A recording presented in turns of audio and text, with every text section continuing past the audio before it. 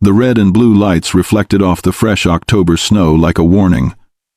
Marshall Reed stood frozen on his driveway, his hands cuffed behind his back. His eyes, wide with disbelief, darted between the flashing lights and the officers around him, as if reality itself had betrayed him. For nearly 3 decades, he had lived quietly in Cheyenne. A man so ordinary no one would have suspected the storm he carried within. The neighbors, bundled against the cold, pressed against frosted windows. Murmurs rose into a crescendo of shock and confusion.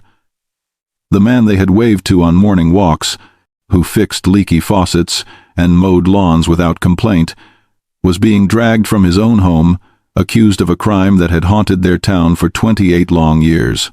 Detective Avery Hayes remained calm, her eyes never leaving Reed.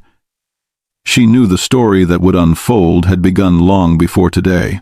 The evidence that had finally shattered his life was small, silent, almost invisible. A glove, a heavy-knit, dark blue glove, lost one Christmas night in 1995. It had sat quietly in storage for decades, overlooked, underestimated, until modern science breathed new life into its hidden story. The chill in the Wyoming air seeped into every soul watching, but it was the weight of history, the decades of unanswered questions, that truly froze them. This arrest wasn't just a procedural task, it was the collapse of a careful facade, the unmasking of the man who had stolen a life and haunted a city in silence. Before we move on, here's something for you. Drop a comment and let us know where you're watching from. We'd love to hear from you. If you enjoy true crime stories like this, be sure to like the video, subscribe, turn on the notification bell, and share it with someone who'd love it too. The quiet that had blanketed Cheyenne for nearly 30 years shattered in an instant. Neighbors whispered questions that had gone unanswered for decades. How could a man who seemed so harmless carry the darkness that had ripped Madison Blake's life from her family? Anger simmered in the streets, grief tangled with disbelief, and a creeping fear threaded its way into every conversation. For Eleanor and Martin Blake, Madison's parents, the arrest was a thunderclap. 30 years of wondering, sleepless nights, and painful what-ifs culminated in this one moment. Their daughter's smile, frozen in photographs, seemed to flicker with a bittersweet recognition. Finally, the long shadow over Cheyenne was being pierced, yet it brought no comfort, only the raw reality of the years lost, the holidays stolen, the emptiness that never went away. The community, once accustomed to whispers and speculation, now faced the terrifying truth. Evil could reside next door, unseen and unsuspected. Trust fractured, ordinary interactions felt hollow, and everyone questioned who could truly be known. The arrest forced a reckoning, not just with the past, but with every ordinary life that could conceal a darkness capable of destroying another. As the winter wind bit through coats and scarves, the town collectively shivered, not from the cold, but from the realization that safety had always been fragile, and the past, no matter how old, could reach forward with unrelenting force. Decades earlier, on a December night coated in fresh snow, a single glove had been left behind. Dark blue, heavy-knit, seemingly ordinary, yet it held the secret of a life taken far too soon. First responders barely noticed it. A small detail in a chaotic scene. Detective Leland Price had logged it carefully as Exhibit A 95001. In 1995, forensic technology offered little hope. Blood type analysis, fleeting witness statements, and circumstantial evidence failed to point conclusively to anyone. The glove sat quietly in a cardboard box, catalogued and stored, nearly forgotten by time. But in 2023, Avery Hayes saw it differently. That small, unassuming piece of evidence was a key, the first thread in unraveling a case that had tormented families and a city for nearly 30 years. Inside the glove, a microscopic trace of tissue invisible to the eye had survived decades, waiting for science advanced enough to reveal the truth. The tension was almost unbearable when the glove was sent for analysis. Every day that passed, the question loomed. Could such a small, overlooked item really hold the power to expose a killer decades later? The answer came swiftly. Yes. The glove was the silent witness that had endured, patiently carrying the story that no one else could tell. And now, after years of waiting, it had spoken, leading to a man being dragged from his home, his life collapsing under the weight of a secret he thought was buried forever. Why did a man who looked harmless enough cause an entire state to stop breathing? The question lingered over Cheyenne like the bitter winter wind, refusing to be ignored. Neighbors, grief-stricken families, and the officers who had carried the weight of unanswered questions for decades all felt it press against them. Marshall Reed had hidden in plain sight, an ordinary life masking an extraordinary darkness that could no longer be contained. The snow underfoot reflected the flashing lights, but it also reflected every unanswered question, every sleepless night Eleanor and Martin Blake had endured, every holiday stolen by uncertainty. The city's long-held sense of security had fractured, revealing how close danger had always been, hiding in plain view. If this opening already made you uncomfortable, don't wait until the truth hits harder. Subscribe now before this story gets darker. And if you decide not to subscribe, at least go to the comments and explain why you'd rather be unprepared for what follows. The arrest was only the beginning. The silence that had wrapped Cheyenne for nearly 30 years was finally breaking, and the full story was ready to emerge. The snow lay thick over Cheyenne, blanketing streets, rooftops, and fences in a quiet white calm. Smoke curled lazily from chimneys, mixing with the sharp scent of pine from Christmas trees in every home. Children's laughter punctuated the crisp morning air as sleds skidded across frozen yards and boots crunched over packed snow. Families gathered around breakfast tables, mugs of hot cocoa warming cold fingers, exchanging smiles and presents with gentle excitement. On Bent Avenue, 9-year-old Madison Blake twirled through her living room, her small feet slipping on polished wood as she carefully placed a handmade ornament on the family tree. Her cheeks were pink from the chill, her eyes shining with curiosity and delight. She hummed a tune she had learned at school, unaware of the gravity of the world outside her home. Every corner of her room carried little joys, stacks of storybooks, drawings pinned to corkboards, a row of neatly lined up dolls with carefully chosen outfits. Madison's laughter echoed in the kitchen, where her parents prepared breakfast. Eleanor's hands were dusted with flour, Martin's tie slightly crooked as he tried to juggle pancakes and morning coffee. There was warmth, routine, and a sense of safety that wrapped the family tightly together. Every sound, every movement, whispered familiarity, a world ordered and secure. Yet, even amid the serenity, a subtle unease lingered in the air. It was not obvious, nothing overt, a shadow brushing the edges of the holiday glow, an almost imperceptible feeling that something could go wrong. But Madison, lost in her own happiness, felt only joy. That morning, she was a bright spark, untouched by darkness, unaware that her world was about to be shattered. Madison Blake was the kind of child who seemed to radiate warmth even in the coldest Wyoming winter. At 9, she had a curiosity that led her to ask endless questions. From the simplest, "Why does snow feel soft?" to the more profound musings about stars and the moon. Her laughter was infectious. Neighbors often paused to wave, returning her cheerful greetings with smiles of their own. In her household, Madison had a routine she cherished. She carefully laid out her Christmas socks the night before, in tunin, placing them near the fireplace for Santa, and she made sure the ornaments on the tree were just right, gently straightening any that leaned or drooped. Each morning she wrote little notes to her parents or drew small pictures for friends, leaving them in unexpected places around the house, under plates, inside books, tucked beneath pillows. These small acts of thoughtfulness made everyone around her feel seen and appreciated. Her parents, Eleanor and Martin, often watched her with a mixture of pride and amusement.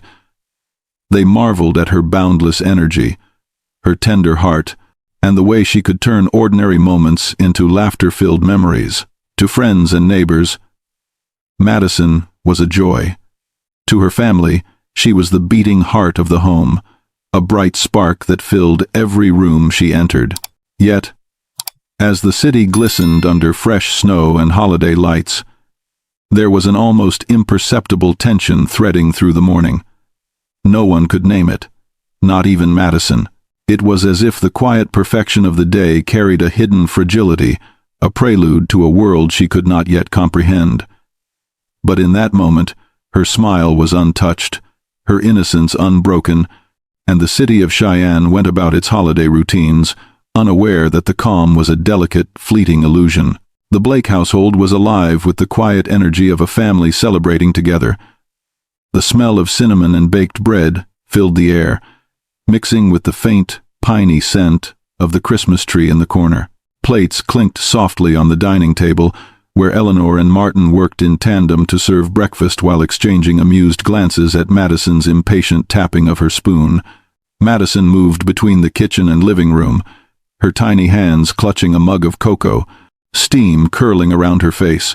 She paused to rearrange the stockings, hung with care on the fireplace mantel, adjusting the tiny toys tucked inside, and giggled as she rearranged a small row of figurines along the windowsill. Each movement, each thoughtful gesture, carried a sense of purpose, an unspoken love for the cozy world around her. Her parents watched in quiet admiration. They shared stories of their own childhood holidays, laughing as Madison interjected with curious questions, never satisfied with simple answers. Music played softly in the background, the familiar carols setting a rhythm for their morning. Outside, children's laughter drifted up from the snow-covered streets, carrying a world that was, for now, safe and ordinary. Yet, for all the joy, there was a subtle undercurrent that no one noticed, a tension almost imperceptible, a shadow behind the holiday lights, a quiet stir of unease that threaded through the frosty air. It was not visible, not tangible, yet it was there, whispering the fragility of safety. By mid-morning, Madison helped her mother wrap small gifts for neighbors, humming softly, unaware that this simple act of kindness was one of the last moments of innocent normalcy she would experience. The day carried on in warmth and laughter, while the unseen threat lingered quietly, preparing to shatter the fragile peace of a Christmas morning in Cheyenne. As the morning unfolded, Cheyenne glimmered under its snowy blanket, streets quiet, except for the occasional crunch of boots and distant laughter. Inside the Blake home, Madison finished tying a red ribbon on a small gift for a neighbor, her tiny fingers fumbling with care. The air carried warmth, the kind of security only a close-knit family can provide. Yet, outside this bubble, a subtle dissonance lingered. A dark blue utility van idled 2 blocks away, driver unknown. A neighbor noted its presence, but the memory faded almost immediately. An ordinary vehicle in a winter town where dark jackets and trucks were commonplace. No one questioned it. No one imagined it would become the last unnoticed sign before a life was stolen. Madison kissed her parents on the cheek, promising to be careful, before slipping into her winter coat to deliver a small bundle of baked treats to a neighbor across the street. She waved at familiar faces, her smile bright, oblivious to the growing shadow that brushed past the edges of her ordinary world. By mid-afternoon, she returned home, the streets crisp and white beneath her boots. She arranged the gifts under the tree, humming the tune of a carol she had learned at school. The routine, the simple rhythm of her life, seemed unbroken, yet it teetered on the edge of fragility.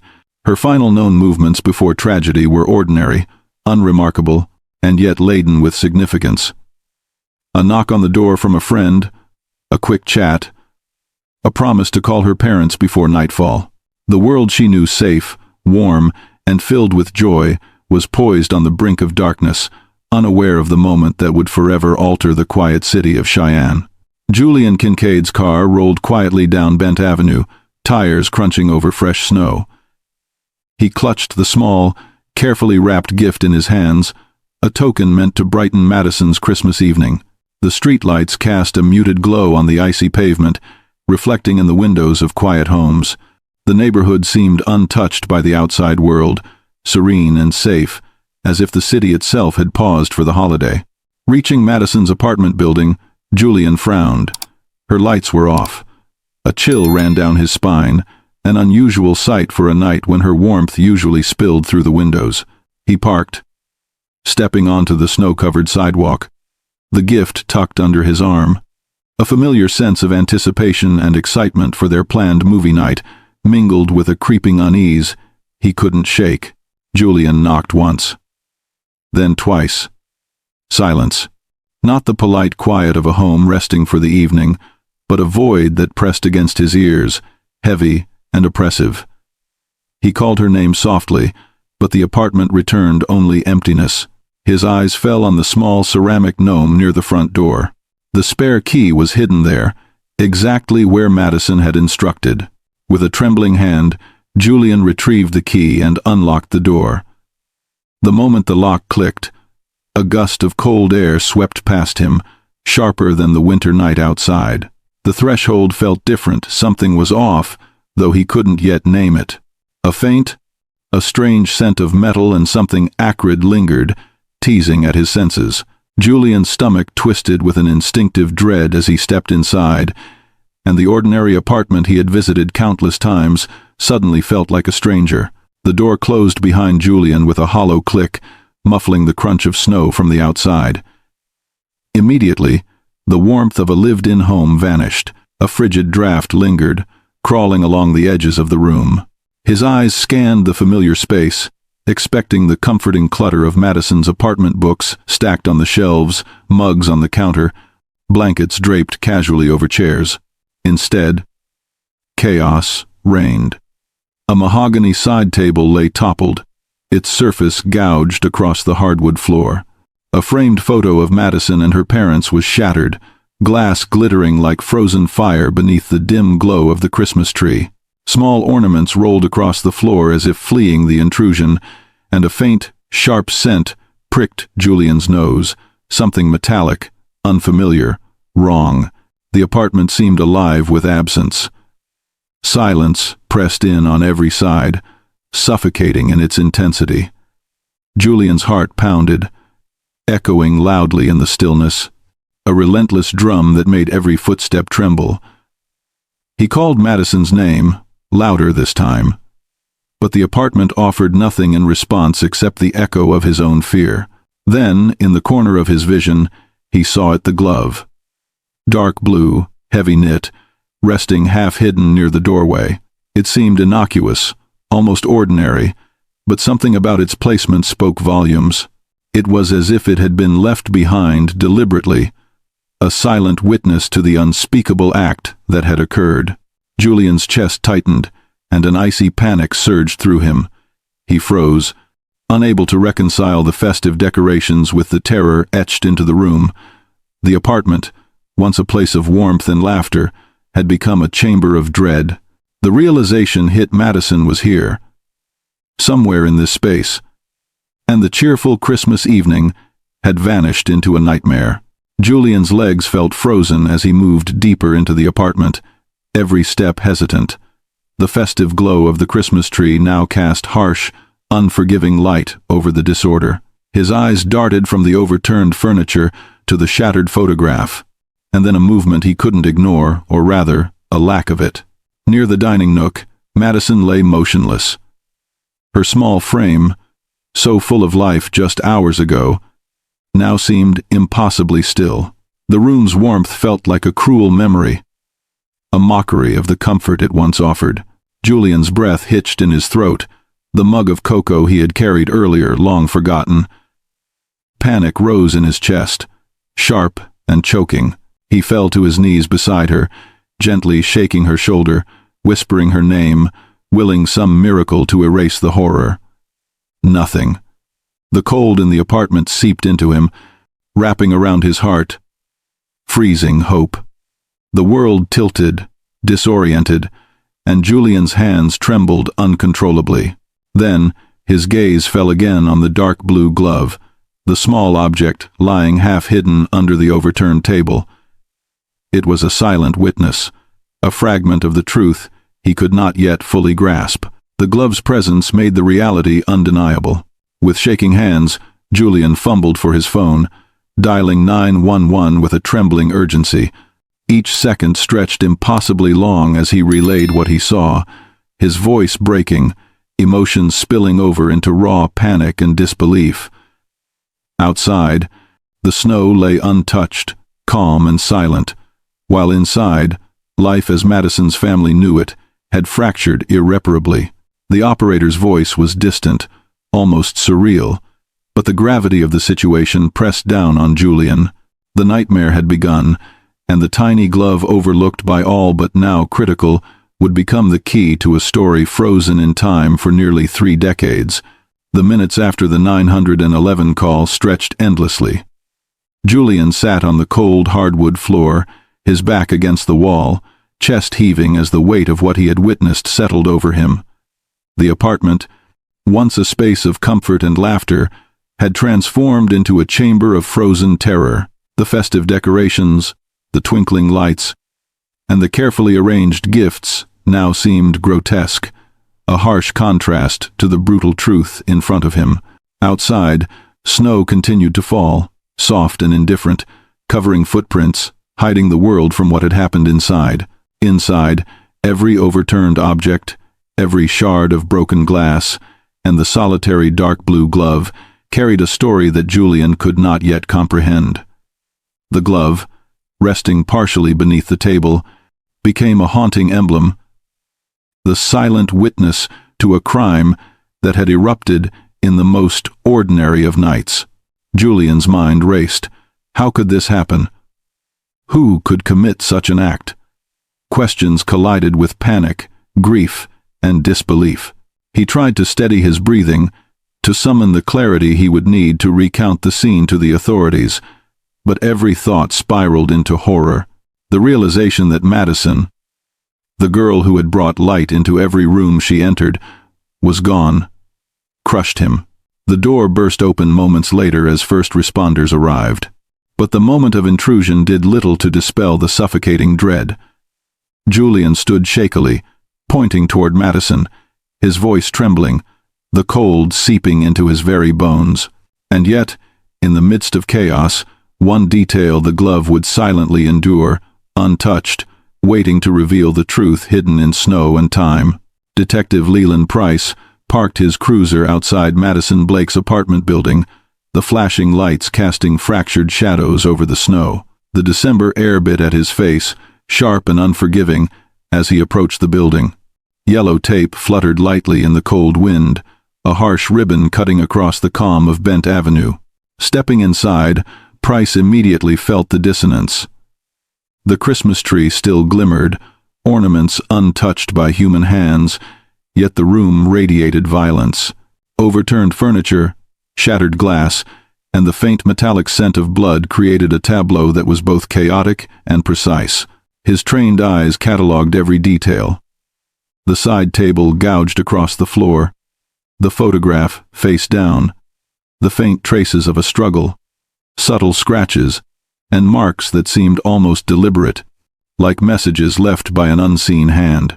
Price knelt near the doorway, inspecting the dark blue glove that rested partially under the overturned table.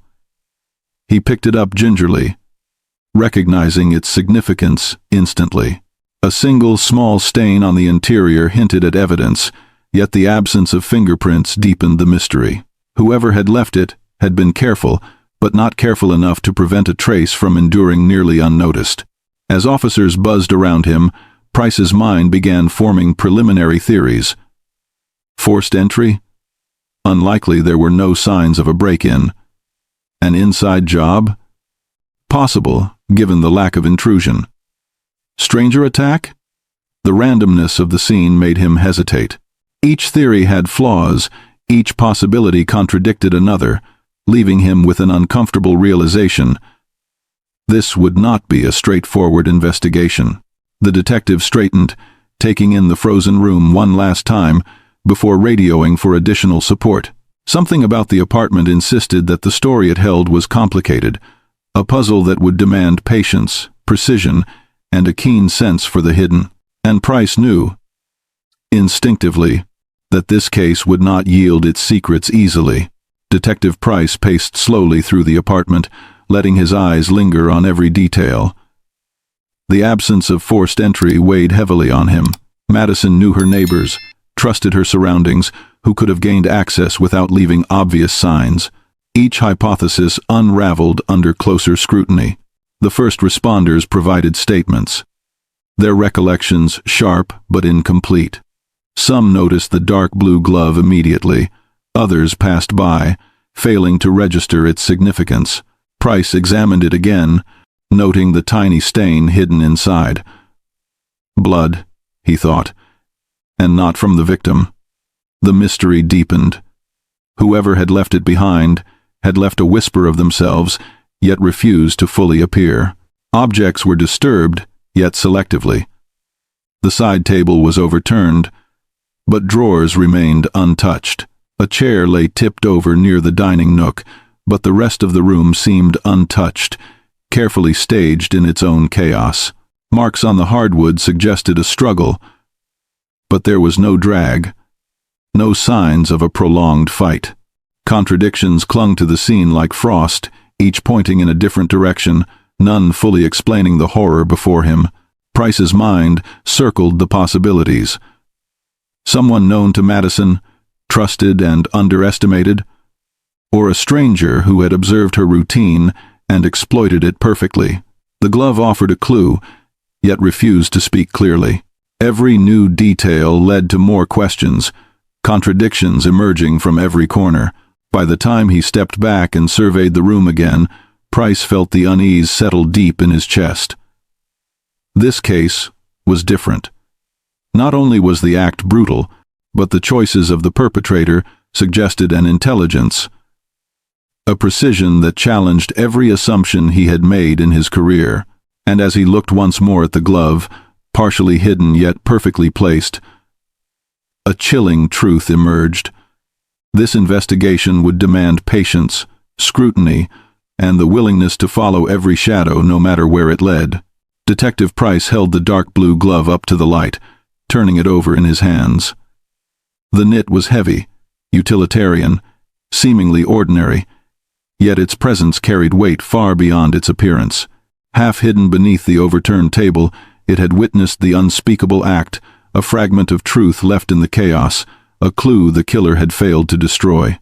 He ran his fingers along its surface, seeking prints, smudges, any trace of the person who had abandoned it.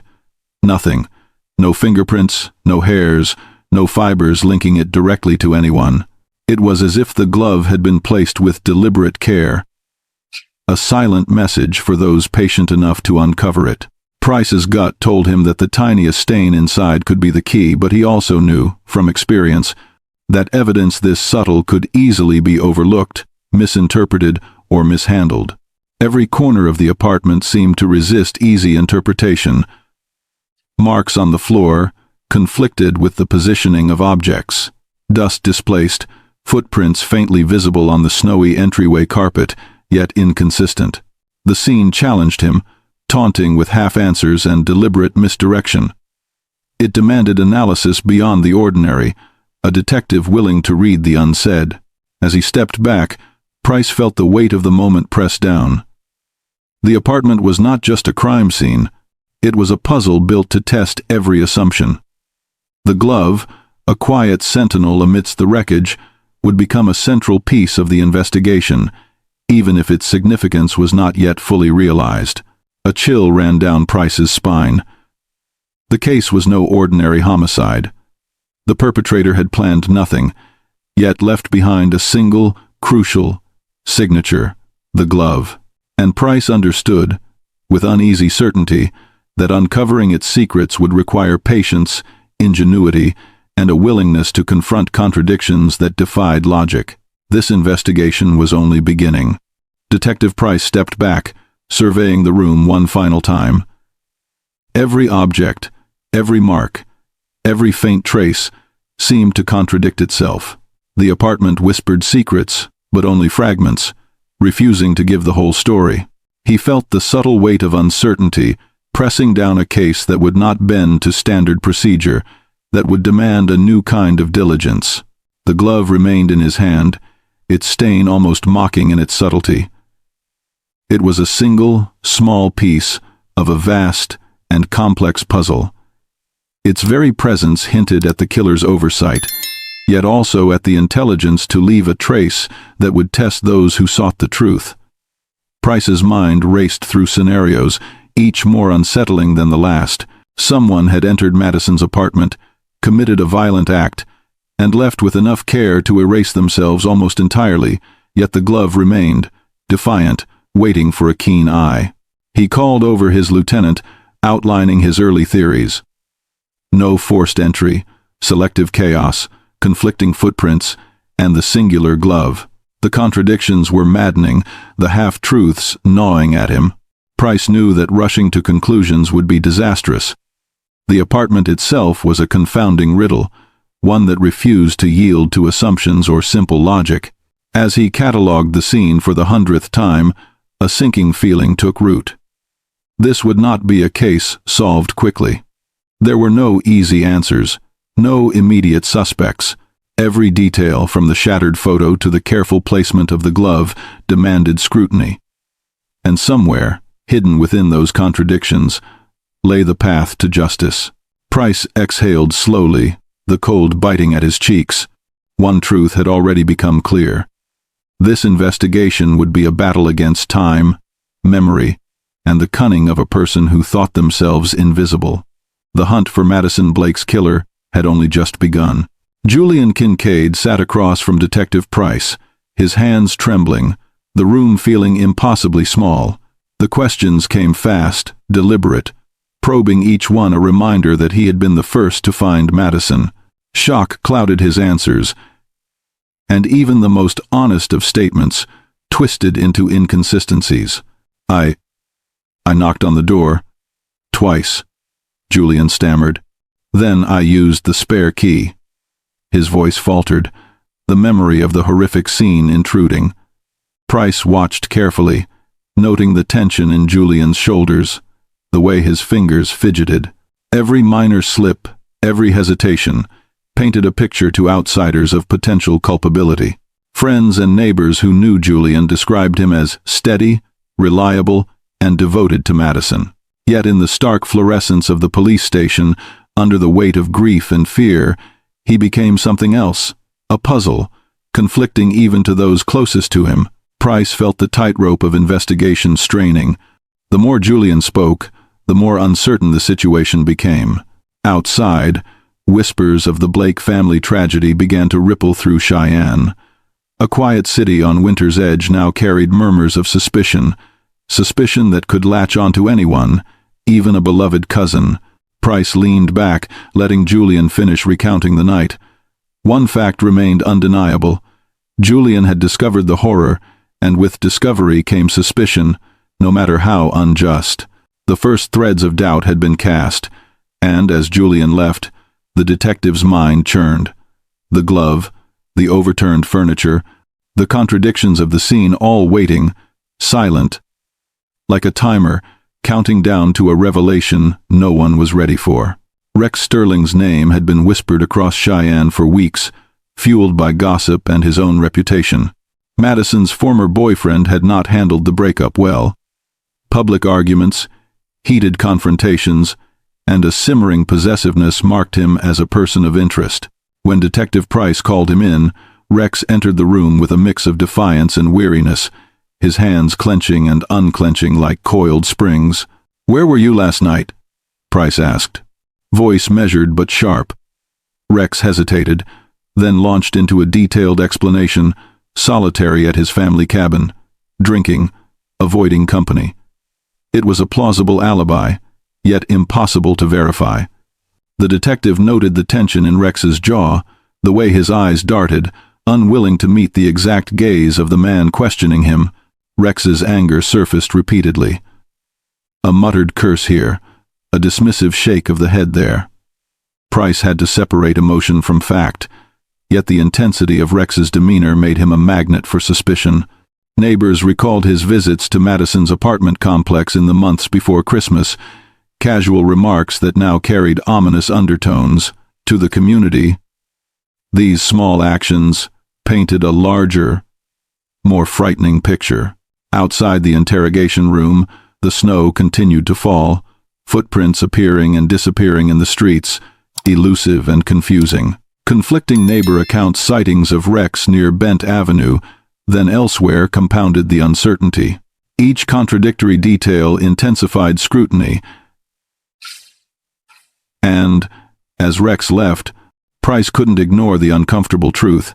Even a plausible story could fracture under the lens of tragedy. The tension in the air was thick.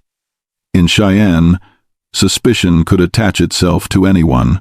The city, already reeling from grief, was now teetering on paranoia, and every action, every glance, became evidence to some.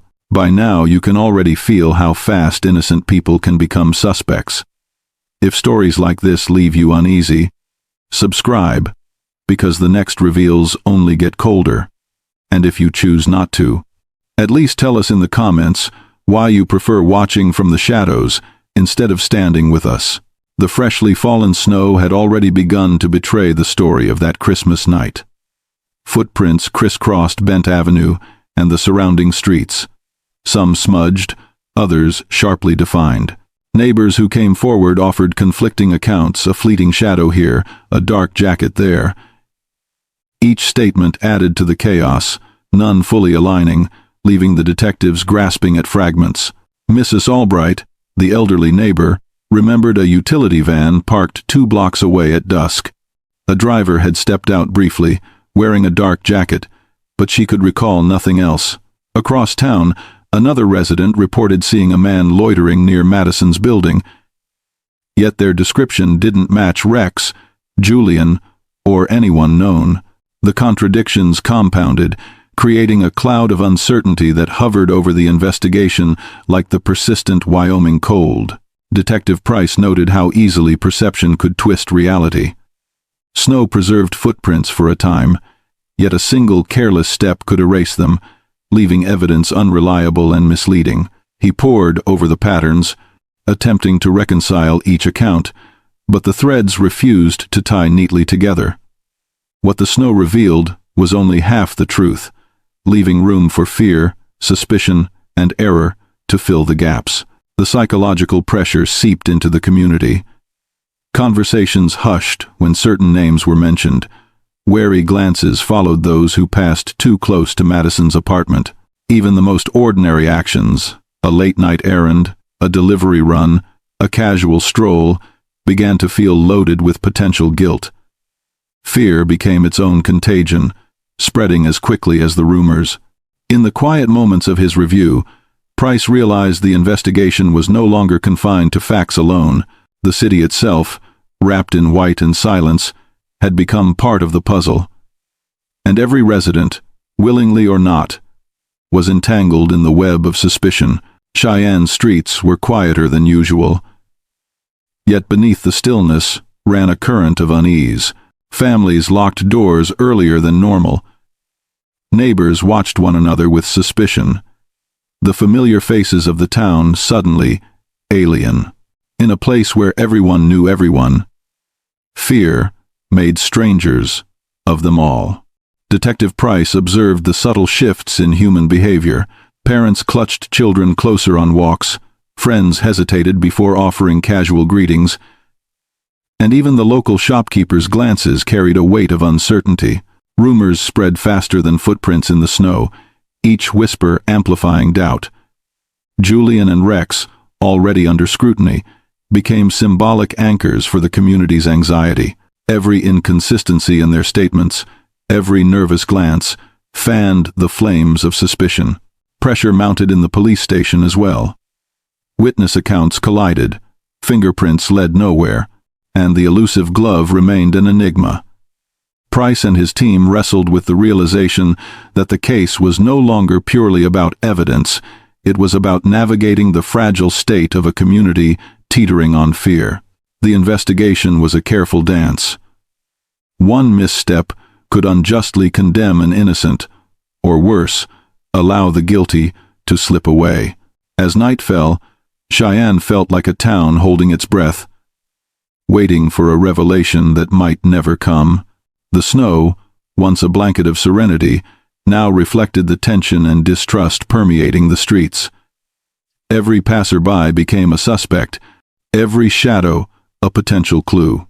By now, you can feel how fear can twist perception and innocence can be questioned in an instant. Subscribe now to stay ahead of the truth, and if you won't, leave a comment explaining why you'd rather be unprepared for the reality unfolding next. Months had passed, and the initial fervor of the investigation began to fade. Files stacked high on desks gathered dust, the frantic energy of December giving way to the slow grind of frustration. Evidence that had once promised breakthroughs now seemed to mock the detectives' misplaced reports, contaminated samples, and overlooked leads piled quietly in corners of the station. The glove, the singular piece of tangible proof, was logged meticulously, yet stored away in a standard-issue evidence box. No one seemed to grasp its silent significance. Price had insisted on keeping it in a secure spot, sensing it held the key to the entire case, yet even he could not force the town or the department to maintain the urgency it demanded. Every day it remained untouched, the memory of Madison Blake fading slightly in the collective consciousness. Detectives rotated through the case, some moving on to fresher, more pressing investigations.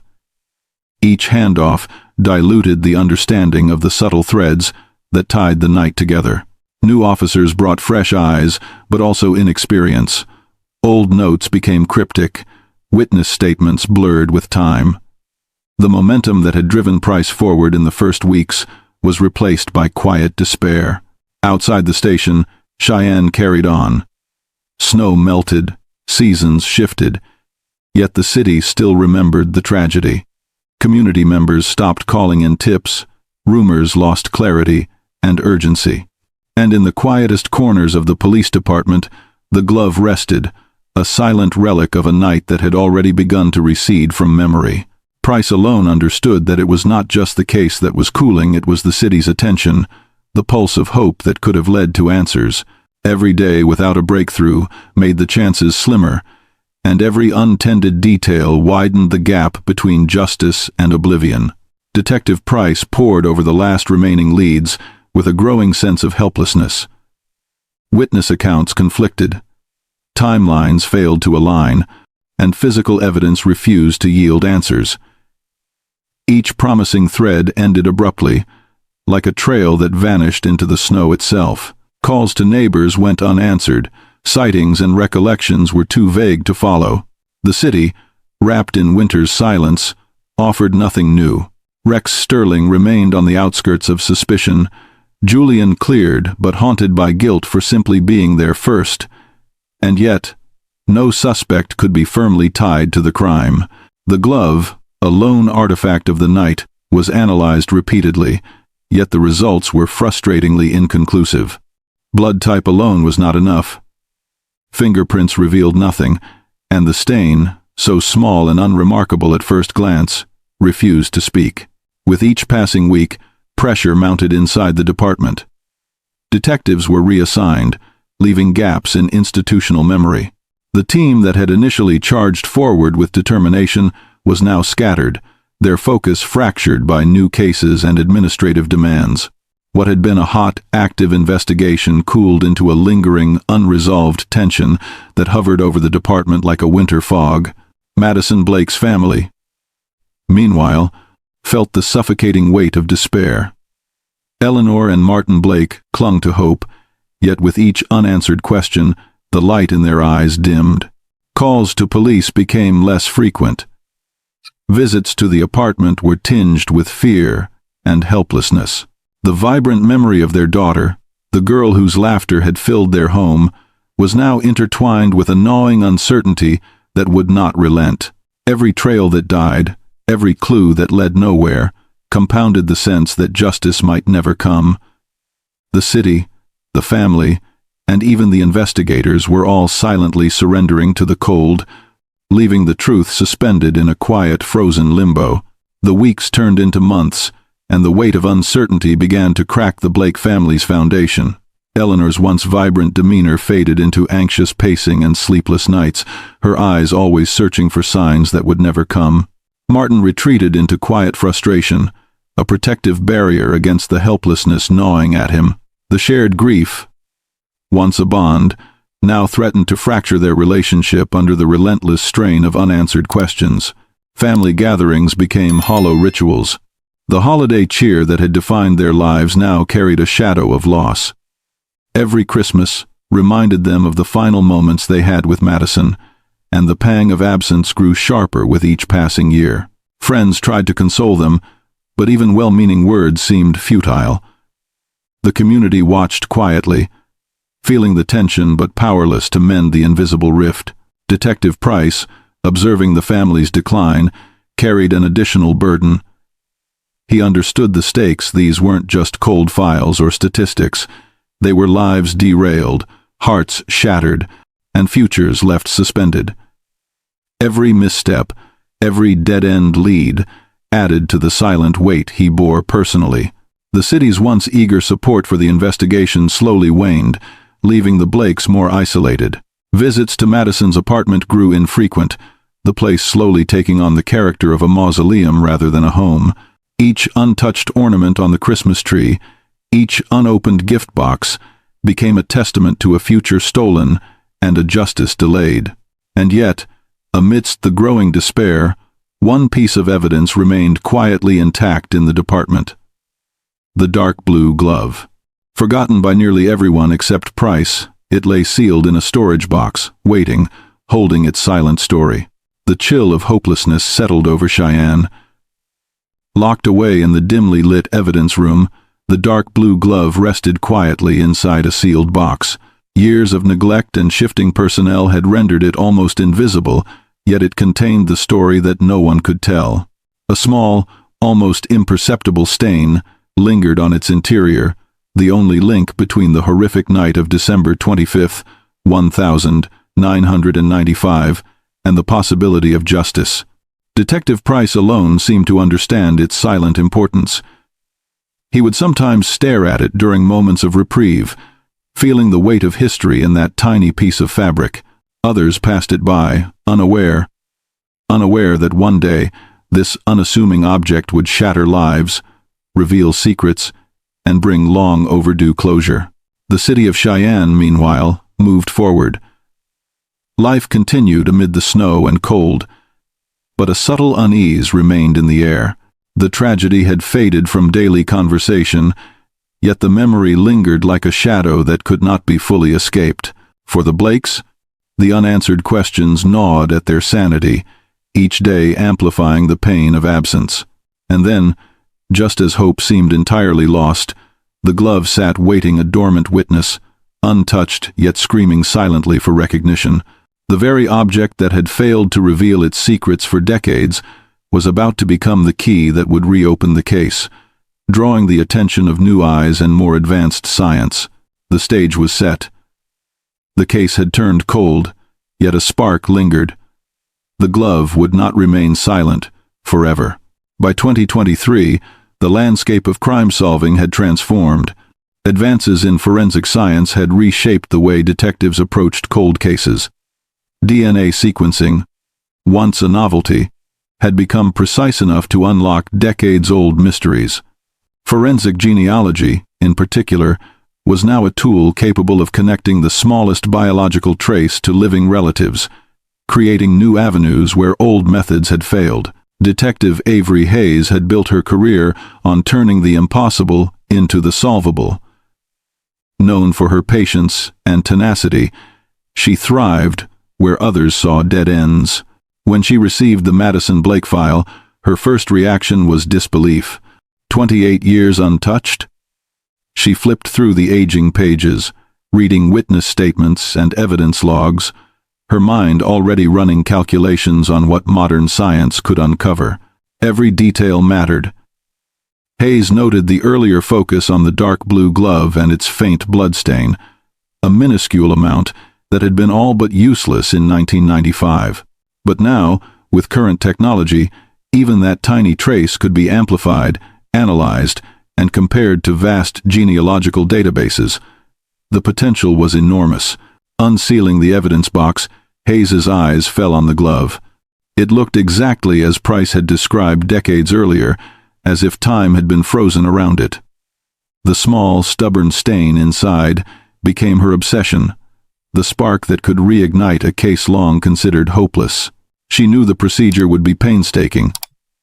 Extraction, sequencing, verification. One misstep could ruin the fragile trace forever, yet the thrill of possibility overshadowed the risk.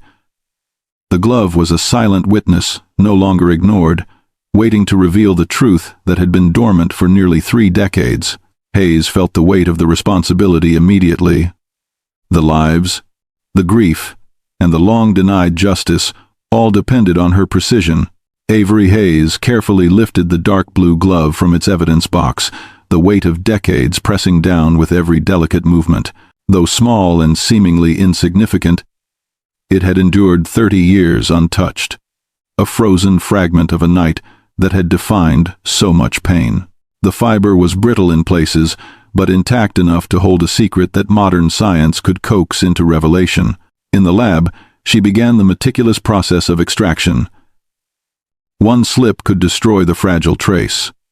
With advanced sequencing techniques unavailable in 1995, Hayes could now read even the tiniest fragments of DNA, amplifying them into a complete profile. The blood that had once been dismissed as type O negative now had the potential to tell a story more detailed than any witness statement. As the machines hummed, Hayes studied the glove with a forensic genealogist's trained eye. The pattern of wear, the minor stains, the subtle imperfections all hinted at the struggle, the panic, the desperation of that night. It was more than evidence. It was a portal into a long-forgotten moment, a clue connecting past terror with present possibility. Hours turned into days as she refined the extraction. The first spark appeared a degraded DNA trace, just enough to run against the growing genealogical databases. Avery felt the adrenaline of discovery mix with the gravity of responsibility. This tiny stain, ignored for decades, might finally point to someone still living, someone whose ordinary life could mask an unthinkable crime. She paused and reflected. The glove had waited silently all these years, and now it would speak. Madison Blake's truth, trapped in fibers and blood, was finally within reach. The lab was silent except for the rhythmic hum of sequencers as Avery Hayes examined the DNA trace extracted from the glove. The sample was tiny, nearly invisible to the naked eye, yet it held the potential to rewrite decades of uncertainty. Forensic genealogy had made miracles possible, and Hayes felt the tension of history and technology colliding. After hours of careful analysis, the first spark appeared. A partial genetic profile emerged. Not a full match, but enough to link the unknown perpetrator to living relatives.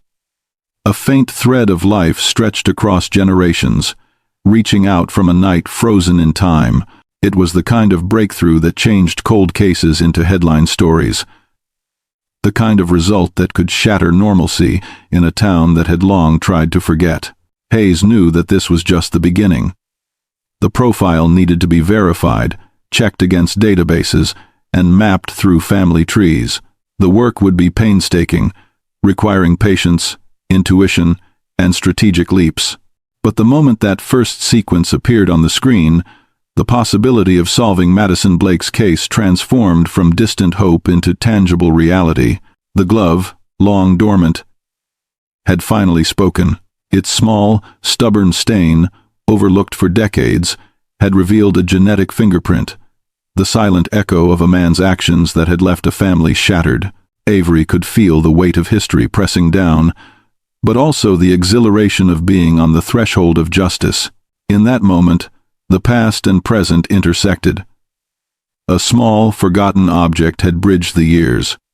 And now, one careful step at a time, Hayes would follow the thread it offered. The dormant story was waking, and Cheyenne's long-lost questions were about to find their answers. With the first trace of usable DNA in hand, Avery Hayes knew the case had entered a new phase. The decades of silence and stalled investigations were now nothing more than a backdrop for the precision and power of modern forensic science. She assumed full responsibility, aware that every decision, every calculation, would determine whether justice for Madison Blake remained deferred or finally delivered. Hayes began by constructing a detailed plan. The partial DNA profile needed to be expanded, verified, and cross-referenced with genealogical databases. Every living relative, distant cousin, or family branch could hold the missing link that would illuminate the perpetrator's identity. She mapped out generations, checked connections, and built a network of leads, understanding that one misstep could send months of work spiraling into dead ends. The glove remained central, a tangible reminder of both the crime and the opportunity it now represented. It was no longer just an artifact of a forgotten tragedy. It was the linchpin of a decades-old puzzle. Avery's focus sharpened, her expertise in forensic genealogy allowing her to see patterns where others might see only fragments. Her team, initially skeptical of reopening a 8-year-old cold case, quickly recognized the magnitude of the breakthrough. Under Avery's direction, the once dormant glove was about to become the instrument that would finally connect the shadows of the past to a living suspect. For the first time in nearly 3 decades, Madison Blake's case felt like more than a collection of unanswered questions. It had momentum, direction, and purpose. And as Hayes prepared to dive deeper, the town of Cheyenne unknowingly was on the brink of witnessing the unraveling of a mystery that had held them captive in fear and uncertainty for far too long. The partial DNA from the glove was fragile, fragmented by nearly 3 decades of time. Avery Hayes approached it with a combination of precision and intuition, carefully reconstructing the genetic code, filling in the gaps with advanced sequencing techniques. Each fragment was analyzed, verified, and cross-checked, like piecing together a puzzle whose missing pieces had been scattered across generations. Once the profile was stabilized, Hayes fed it into genealogical databases that contained millions of consumer DNA submissions. The results were not immediate, but subtle connections began to emerge: distant relatives, shared markers, and overlapping ancestral lines. Each connection was a breadcrumb leading closer to the unknown man who had ended Madison Blake's life. The first significant lead came from a family branch in rural Montana. The Finch lineage had long-standing ties to eastern Wyoming, a detail that immediately drew Hayes' attention. Within this network, she identified living relatives whose genetic markers aligned with the partial profile from the glove. Among them was Darla Finch, a woman whose life had largely remained private, yet whose family tree carried the key to an identity hidden in plain sight. Hayes knew this was a critical moment. The DNA wasn't just a number or a string of code. It was a bridge between the horrors of 1995 and the present. Each new connection revealed more of the structure, the skeleton of a lineage that, when followed carefully, could unmask the man who had slipped through the cracks of time and law. The Finch family became the focal point, their past intertwining with the cold, silent evidence of the glove. Within these lines of ancestry, a single thread began to tremble, pointing toward the ghost in the bloodline who had remained invisible until now. Avery Hayes leaned over her workstation, tracing every branch of the Finch family tree. Each node, each cousin, each distant relative had a story, but one line stood out: Darla Finch. A woman in her late 40s, Darla had never lived in Cheyenne, yet her family roots reached back to the town and the surrounding areas. Her branch of the tree contained patterns that mirrored the DNA from the glove, forming a roadmap that could lead straight to the elusive perpetrator. Hayes' team began mapping Darla's extended family, cross-referencing birth records, census data, and migration patterns. They sought men who had lived in or near Cheyenne in 1995 and who matched the approximate age of Madison Blake's killer, a man in his mid-20s. The data revealed 3 potential candidates. 2 were eliminated quickly. 1 deceased. The other verified by alibis and public records. The third name, however, triggered a jolt of realization in Hayes and her team. This was the moment the cold case shifted from theory to imminent action. The DNA, once a faint whisper from the past, was now pointing to a living man. Every fiber of evidence, every genetic marker, converged toward a single, unremarkable individual, someone who had blended seamlessly into the community, invisible to suspicion. Hayes understood the gravity. The Finch connection was the key that could finally unlock the decades-old mystery. This was more than science. It was justice moving through the veins of time, following the trail of a ghost embedded in a bloodline. Every step forward was deliberate, careful, and nerve-wracking. The closer they drew to the truth, the heavier the weight of expectation became. Cheyenne's long-lost questions were about to find an answer, and the shadow of that December night in 1995 was stirring once again. The deeper Avery Hayes traced the Finch lineage, the more a hidden pattern began to emerge. Among distant relatives, one man's presence in Cheyenne in 1995 aligned with subtle historical traces. Utility company, employment, neighborhood proximity, and a lifestyle so ordinary it had rendered him nearly invisible. He had left no fingerprints on the public consciousness, no suspicious history, yet the DNA whispered his connection through decades of silence. Hayes referred to him as the ghost in the bloodline, a living trace of a night that had frozen a family in grief. This invisible link explained why the case had remained unsolved for so long. The perpetrator was not an outsider, not a stranger lurking in shadows, but someone whose life had been intertwined with Cheyenne's quiet streets. His ordinary existence had hidden extraordinary guilt.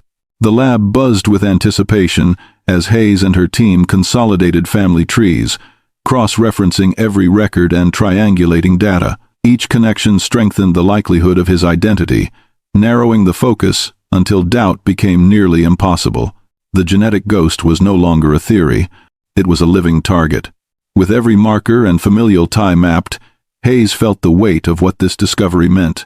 This wasn't just solving a decades-old murder, it was unearthing the hidden truth behind a community's long-standing nightmare.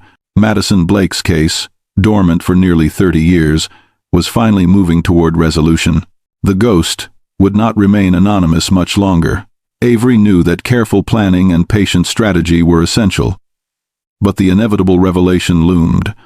Someone in Cheyenne had carried the burden of this crime for decades, hidden in plain sight, and the genetic trail was about to expose him, with the genetic trail pointing decisively toward a single individual. Avery Hayes shifted from analysis to action. Every lead was scrutinized, every detail of the suspect's life in 1995 cross-checked against Madison Blake's final known movements. The puzzle pieces were aligning, each fragment of evidence reinforcing the growing certainty that the man they were tracking had been in the vicinity of Bent Avenue on that fateful night. Hayes and her team carefully constructed the suspect's profile, layering the genetic evidence with historical records, employment history, and neighborhood patterns. The connections were chillingly precise. This was the man who had eluded suspicion for nearly 3 decades, living a life so ordinary that his culpability had seemed impossible. Yet the DNA from the glove, long dormant and forgotten, had found its mark. The emotional weight of the breakthrough was palpable in the quiet lab. This was more than science. It was the slow exhumation of justice, a methodical unearthing of truth that had been buried in time. Avery felt the gravity of responsibility. One wrong step could compromise the case, allowing decades of pain to remain unresolved. As the net closed, the team prepared for the next phase: surveillance, verification, and ultimately, confrontation. The ghost in the bloodline was no longer abstract. He was a living man whose ordinary existence masked extraordinary guilt. Avery knew that the coming weeks would be tense, careful, and decisive. Madison Blake's story, paused for decades, was awakening. The silent witness in the glove had spoken, the genetic connections had been traced, and Cheyenne's long-held fear was about to meet its reckoning. The stage was set for the next chapter, the identification and pursuit of the man who had haunted a city for 28 years. Avery Hayes studied the compiled DNA results again, tracing each familial connection with relentless precision. The Finch lineage had narrowed the pool, but she needed a name, a living person whose presence in Cheyenne in 1995 could align with the tiny, decisive evidence from the glove. Each cross-referenced census records, school registries, utility employment, was a potential key. Then, a single name emerged: Marshall Reed. The combination of age, location, and family ties made him the strongest candidate yet. Hayes' pulse quickened. This was the breakthrough she had been building toward. He wasn't a criminal in any official record, just a man who had existed quietly among the people of Cheyenne. His life had been ordinary, almost painfully unremarkable, the kind of presence that doesn't draw suspicion. Further investigation revealed Marshall's childhood proximity to Bent Avenue. Records showed that in 1995, he had lived only a few blocks from Madison Blake's apartment. He had attended local schools, worked for the utility company, and moved through Cheyenne unnoticed. No one had ever considered him a threat, and yet, the DNA evidence now cast him in an entirely different light. Detectives began informal observation, documenting his patterns, routines, and interactions. Reed carried himself as though unaware of scrutiny, yet subtle shifts in behavior hinted at an instinctive unease. It was as if he could sense the long arm of the investigation drawing closer, the decades-old truth finally pressing in. The chilling realization settled in. A man who had been completely ordinary, invisible even to his neighbors, could harbor such a dark secret. The weight of this truth hung heavily over the team and over Cheyenne itself. If a man like this could hide in plain sight for nearly 3 decades, imagine how many more walk past you every day. Subscribe now so you don't miss the truth we're about to uncover. And if you refuse, go comment why you'd rather stay in the dark. Detectives kept Marshall Reed under quiet surveillance, noting his every movement without revealing their presence. At first, he seemed unremarkable, driving the same route to work, greeting neighbors politely, living the life of a man entirely ordinary. Yet, as the days passed, subtle inconsistencies began to emerge.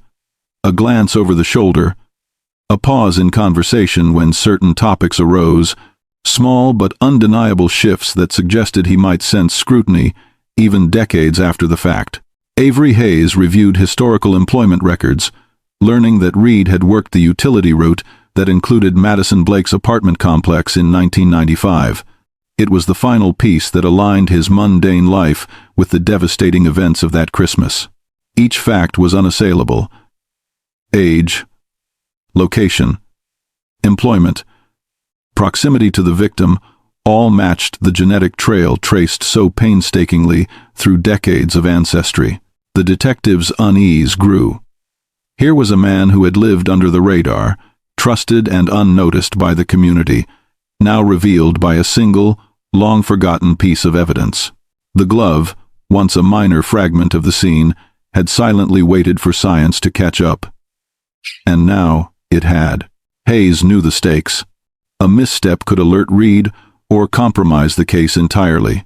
Every interaction, every observed habit, every historical record became a piece of the puzzle converging on one undeniable conclusion. Marshall Reed was the man whose ordinary life masked extraordinary guilt. The tension was suffocating.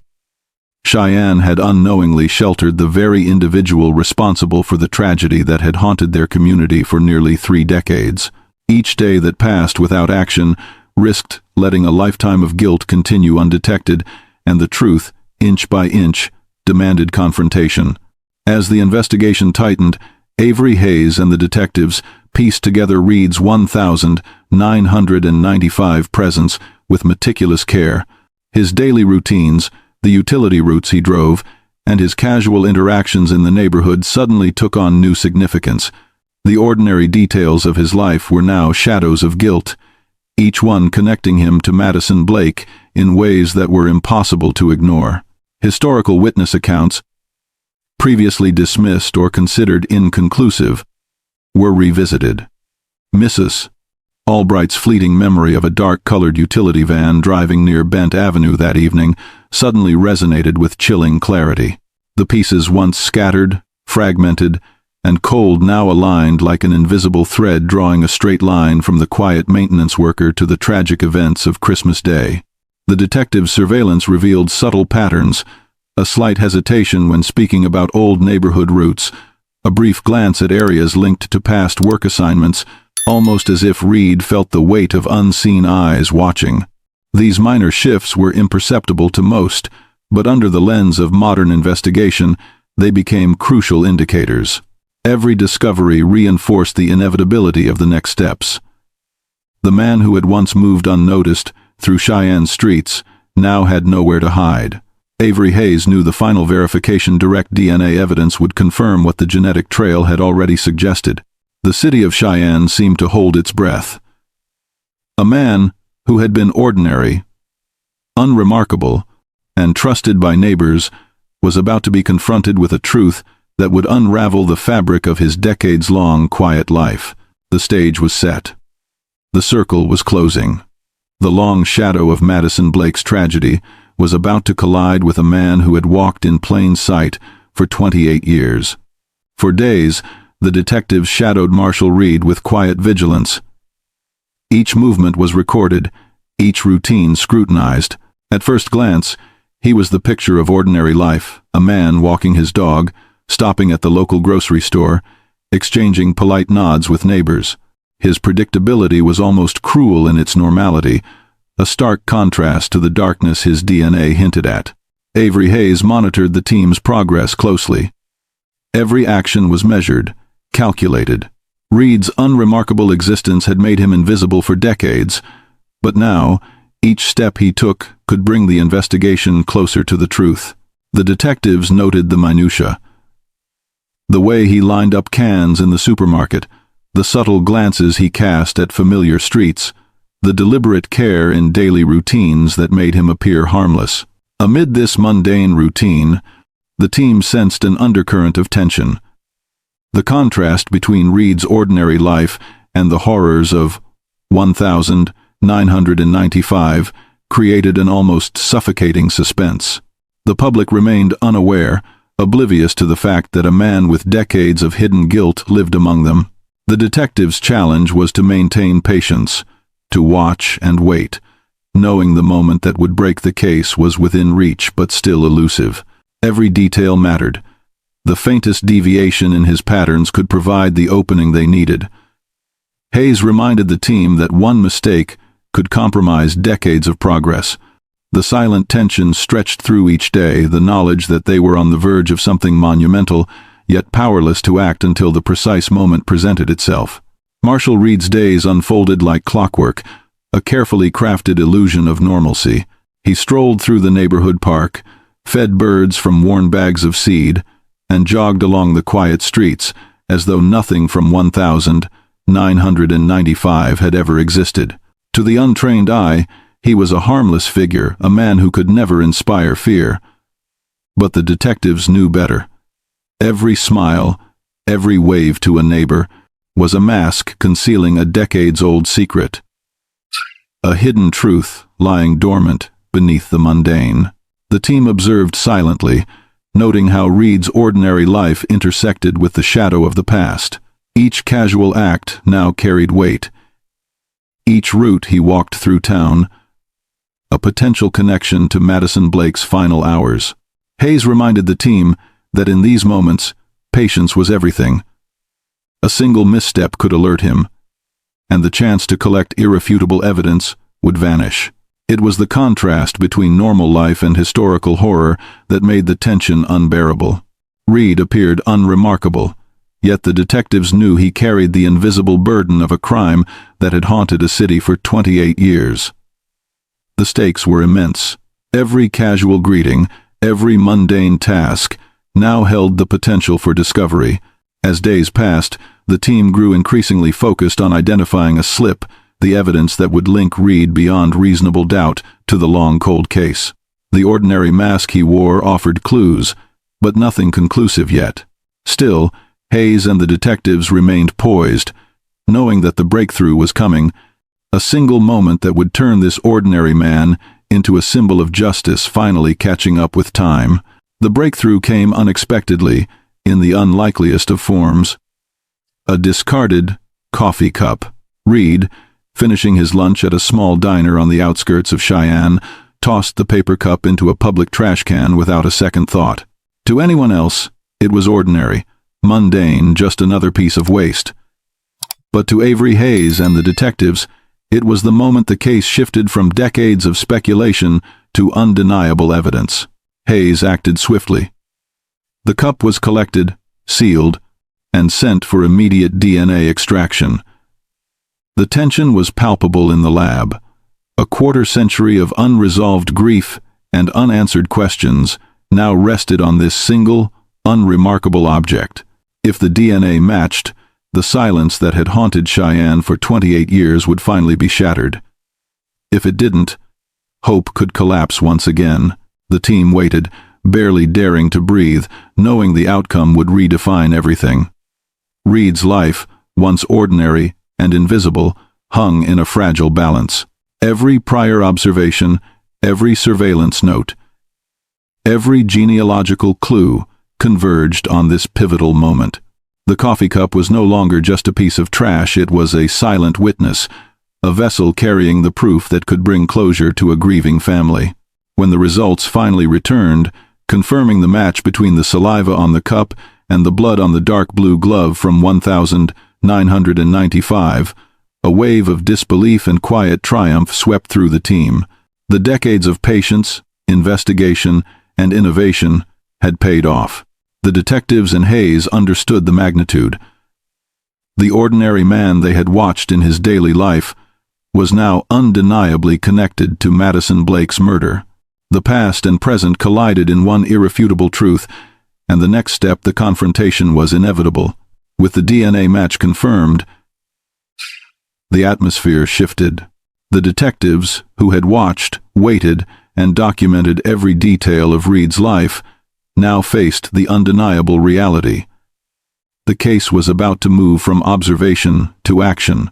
The ordinary man who had blended seamlessly into Cheyenne's streets was no longer just a subject of suspicion, he was the center of irrefutable evidence.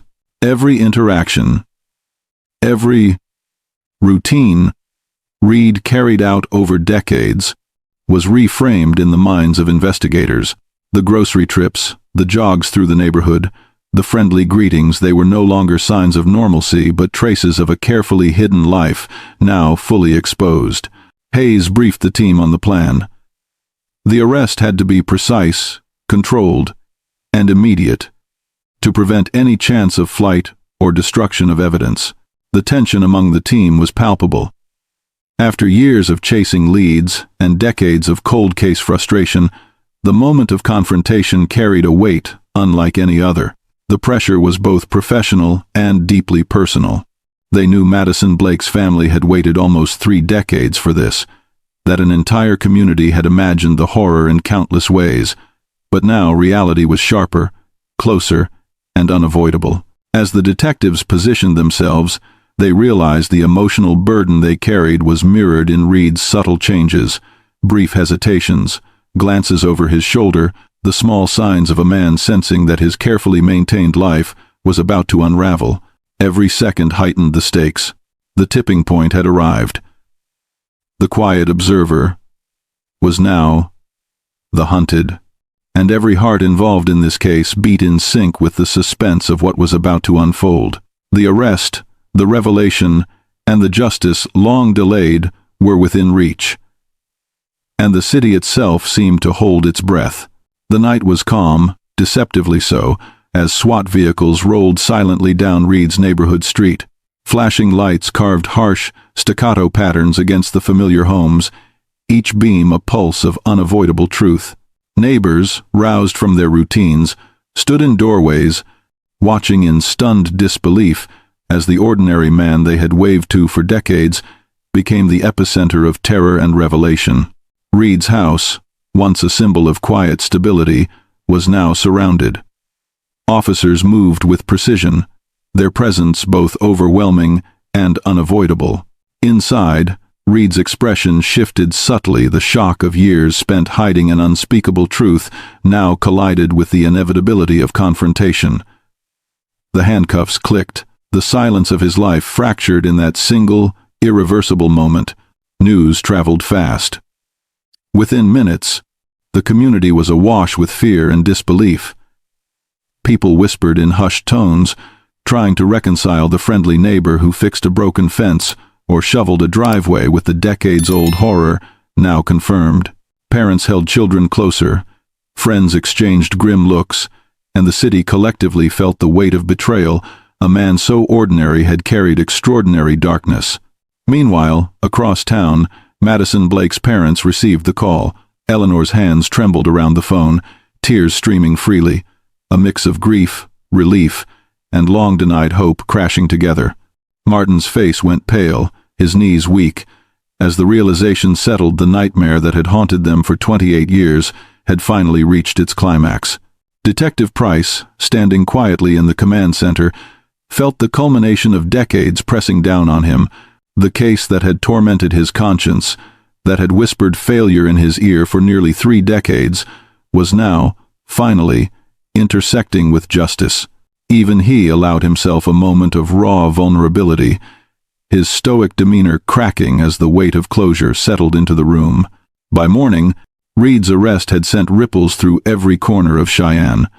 Neighbors recounted the surreal sight of uniformed officers, flashing lights, and a man once deemed ordinary being led away in handcuffs. The city was consumed by disbelief, anger, and a chilling awareness. The monster they had imagined hiding in the shadows had been among them all along. Local news crews captured the stunned faces of residents. Conversations shifted from routine small talk to hushed theories and murmurs of fear. The realization that evil could walk unnoticed for decades left the community on edge. Trust, once easily given, now felt fragile and precarious. Everyone questioned what they had missed, what signs they hadn't recognized, and who might still be hiding in plain sight. Social media lit up, threads filled with outrage and speculation. Friends shared memories of Reed's helpfulness, a man who fixed leaky faucets, shoveled snow, and smiled at familiar faces, now contrasted with the horrifying truth of his secret past. People struggled to reconcile these two conflicting realities, the man they knew versus the man revealed by decades-old crime. In the midst of the city's chaos, Madison's family faced the raw core of emotion. Eleanor clung to every word from the investigators, tears streaming, a flood of grief and relief crashing together. Martin's hands shook uncontrollably, his voice catching as he whispered names, prayers, and memories of a daughter stolen from them. For the Blakes, years of silent agony and hope had converged in this unbearable yet necessary moment. Detective Price watched it all, the city's shock mirrored in his own chest. He had carried this case for 28 years, the weight of unanswered questions pressing endlessly on him. Now, the long-awaited breakthrough was no longer theoretical, it was real, public, and emotionally devastating. In the quiet of their living room, Eleanor and Martin Blake finally allowed themselves to confront the weight of truth. For nearly 3 decades, they had lived suspended between hope and despair, haunted by unanswered questions about Madison's final moments. Now, the call confirming Marshal Reed's arrest felt like both a release and a reopening of old wounds. Eleanor sank into the worn armchair, her hands gripping the edge as sobs racked her body. Relief collided violently with grief, and tears poured freely, an outpouring of emotions long denied. Martin hovered nearby, his frame trembling, eyes brimming with the pain of years spent waiting for justice. Every memory of Madison, her laughter, warmth, and the stolen innocence of that Christmas evening surged through them with renewed intensity. Detective Price watched from a distance, his own composure fracturing. He had carried the Blake case like a shadow through every phase of his career, feeling the sting of failure with every cold lead, every unanswered question. Seeing the parents finally confronted with the truth brought an overwhelming mixture of satisfaction and sorrow. The arrest confirmed decades of investigation, painstaking effort, and unyielding perseverance. Yet the emotional toll was undeniable. Outside, Cheyenne continued to reel. Neighbors whispered, news vans honked, and the city collectively grappled with the shock of normalcy broken by a single man's hidden darkness. In living rooms, cafes, and schools, people questioned the ordinariness of those around them, realizing that evil can often appear perfectly mundane. For the Blakes, the arrest was more than a headline, it was validation. A confirmation that Madison's story had not been forgotten. The knowledge brought no full peace, but it offered a framework for grieving, a foundation for remembrance, and the first tangible steps toward emotional closure. After 28 years of carrying the Blake case like an unshakable weight, Detective Leland Price finally allowed himself to breathe. The arrest of Marshall Reed wasn't just a legal victory, it was a release of decades of guilt, frustration, and sleepless nights, haunted by unanswered questions. Standing quietly at the edge of the command center, he watched the operation unfold. The culmination of a career-long obsession with justice. The reality of closure was intoxicating, yet bitter. Every detail, every moment of indecision, every lost lead, and every misstep replayed in his mind. Price had wrestled with the limits of 1,990 seconds forensics, the fragile human memory of witnesses, and the cold indifference of time itself. Now, modern technology had bridged the decades, vindicating his instincts and perseverance. Yet he could not forget the family's long suffering, the missed Christmases, birthdays, and graduations lost to uncertainty. Outside, the neighborhood remained frozen in shock. Conversations blended awe, fear, and relief. The stark realization that a seemingly ordinary man had committed a horrifying crime had permeated every corner of the city. Price recognized a mirrored sense of helplessness in their faces, the same helplessness he had carried for decades. In this moment, the detective allowed a rare vulnerability. He reflected on the nature of justice. Slow, meticulous, and often cruelly delayed. The emotional release was not only for him but for the Blakes, the city, and the case itself, which had haunted him longer than he had imagined possible. Amid the chaos of flashing lights, murmuring neighbors, and distant sirens, Price whispered to himself, a mixture of relief and sorrow. The truth had finally been uncovered, but the human cost of waiting so long was a reminder that justice is never only about guilt. It is about those left behind to bear the pain. The courtroom was silent, except for the shuffling of papers and the soft hum of murmurs as spectators waited. Marshall Reed sat at the defendant's table, calm, almost eerily ordinary, as though decades of hiding had prepared him for this moment. His hands were folded neatly, eyes flicking only occasionally toward the gallery, revealing nothing. The contrast between his composed exterior and the horror of his crime unsettled everyone present. Detective Avery Hayes took a seat in the prosecution's area, glancing at the exhibit table where the dark blue wool glove rested under glass. Decades had passed since it had been first collected, but now it held the power to unravel an invisible story, bridging a 28-year gap between loss and justice. Every juror, witness, and family member felt the weight of this small object, knowing it was the key that exposed the truth. The prosecution opened with a detailed account of that December night in 1995, describing Madison Blake's final moments without sensationalism, letting the raw emotion of loss speak for itself.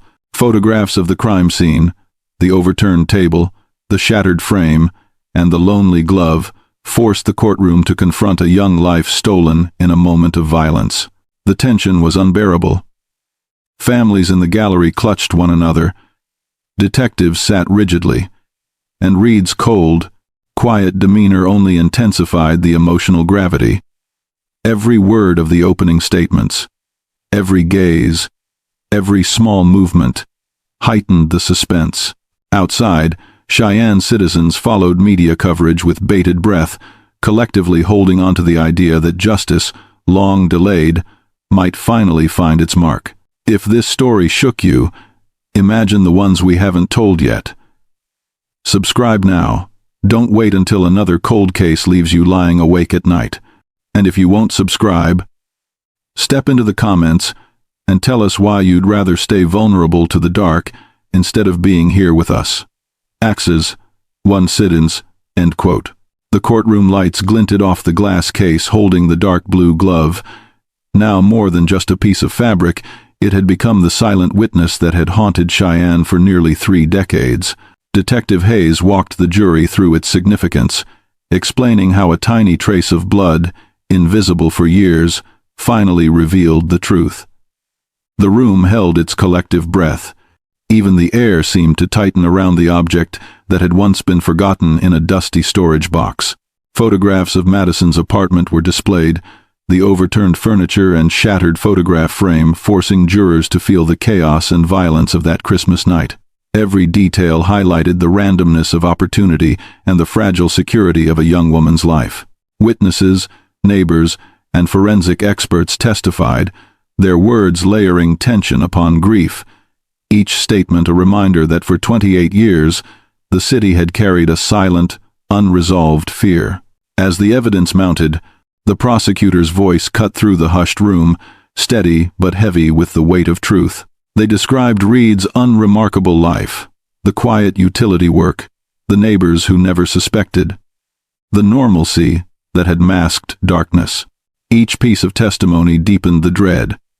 The DNA match, the family tree, the discarded coffee cup, all converging to corner a man who had seemed invisible. The jury's expressions shifted, some pale, some rigid, some unable to look away.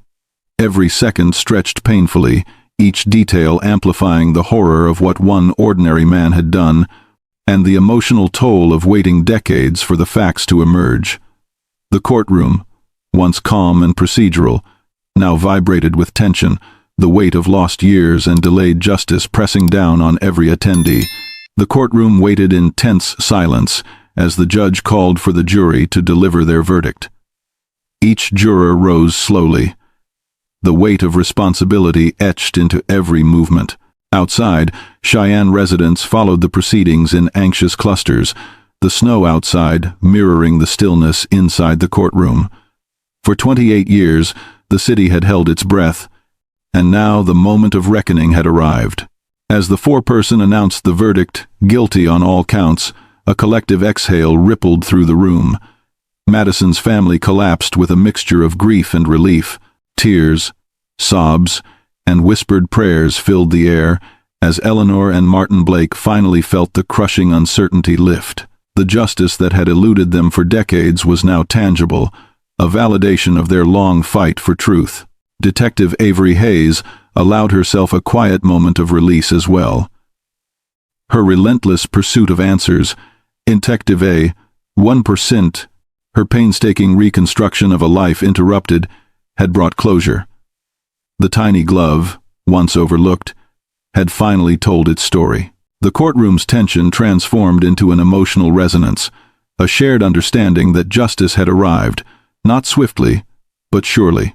Marshall Reed remained impassive, yet the gravity of the moment pressed on even him.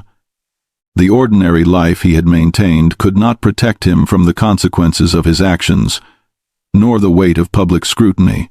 Outside, Cheyenne began to process what had unfolded, the mixture of horror and relief lingering like frost on windows. In this moment, the city, the family, and the detectives realized that justice was more than a verdict.